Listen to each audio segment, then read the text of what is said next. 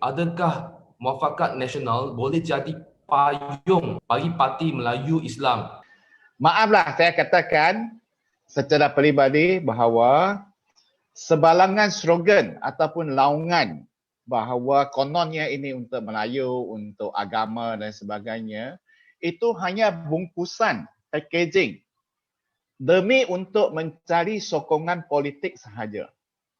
Dalam konteks kerjasama, baik mana-mana pertubuhan, parti, rakan kongsi dan sebagainya, ada dua faktor yang paling penting. Yang pertama, keikhlasan. Keikhlasan untuk bekerjasama. Baik rakan kongsi, NGO ataupun mana-mana. Ataupun dalam PHS pun. Yang paling asas ada keikhlasan. Seperti mana yang saya sebutkan tadi, nama Muafakat Nasional. Tetapi mereka tidak sekata mimpi lain-lain. Tidak pernah berfikir ikhlas untuk muafakat pun. Kerana mereka sedang menghadapi satu situasi di mana seperti mana yang disebut oleh YB Tanjung Malim tadi bahawa gabungan UMNO dengan PAS tidak memberikan nilai tambahan kepada UMNO. Sebab itu kalau kita teliti kenyataan yang dikeluarkan oleh Setiausaha Agung UMNO daripada Pontian itu sendiri, beliau telah menyatakan bahawa pada PIU 14 yang lepas, apabila keadaan BN dan UMNO paling lemah sekalipun, mereka mampu mempertahankan lebih kurang 55 kerusi. Dan sekarang keadaan sudah berubah, maka UMNO yakin mereka mempunyai kebolehan ataupun kemampuan untuk memenangi lebih banyak daripada apa yang ada sekarang. Sebab itu, Pontian menyatakan sasaran UMNO adalah untuk menawan 70 hingga 80 kerusi di Parlimen. Itu sasaran mereka. Sama ada hasrat itu tercapai ataupun tidak, pada malam ini tidak ada siapa pun tahu selain daripada Tuhan. Betul. Faktor yang kedua yang akan menentukan mana-mana pakatan kerjasama adalah penagihan sumber. Dalam konteks politik ini, faktor penagihan sumber lebih penting sebab sumber itulah akan menentukan kuasa politik dan juga kuasa dalam kerajaan. Seperti mana yang disebut oleh YB Tanjung Malim tadi, UMNO nak jadi parti dominan, nak jadi taika. PAS juga nak jadi taika. Mana boleh dua-dua jadi taika? Mesti satu saja. Dan pada hakikatnya, kita meninjau balik sejarah. Boleh saya nyatakan bahawa jelas sekali UMNO adalah lebih kuat daripada PAS. Busuk-busuk pun sekurang-kurangnya mereka UMNO ada 50 lebih kerusi. PAS hanya ada lebih kurang 1/3 daripada jumlah kerusi yang dimiliki oleh UMNO. Sebab itu saya setuju dengan Tanjung Malim katakan bahawa UMNO tidak melihat ada nilai tambah daripada PAS.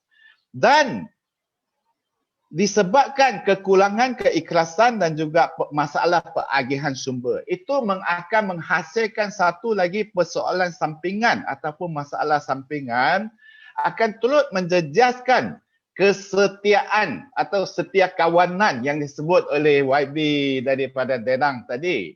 Maka saya lihat kononnya apa jugalah slogan lah, you boleh cakap lah, boleh jerit lah kat Padang Mebuk ke Padang Merdeka ke mana-mana Padang pun, itu hanya sebagai slogan semata-mata.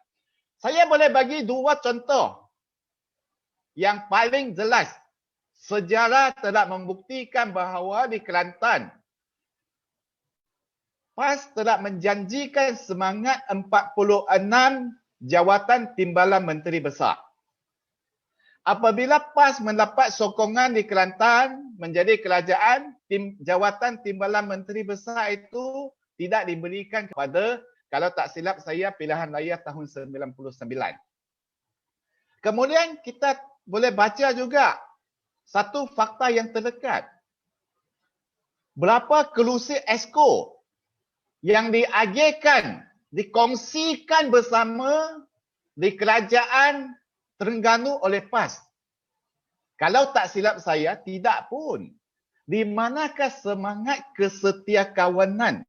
Di manakah semangat pemufakatan atas kononnya untuk umat lah, untuk Melayu lah, bukankah UMNO juga parti Melayu?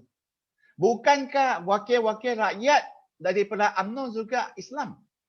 Tetapi kenapa tidak diberikan ruang untuk pikul bersama ataupun tanggungjawab bersama dalam kerajaan negeri Terengganu? Sebab itu saya simpulkan bahawa semua ini slogan politik. Dan mereka hanya untuk mencari kuasa dan juga keuntungan. Seperti mana yang disebutkan oleh YB Tuan Syed tadi. Bukan saja membeli Mercedes. Bagi bonus sendiri kepada Exco 50,000 seorang.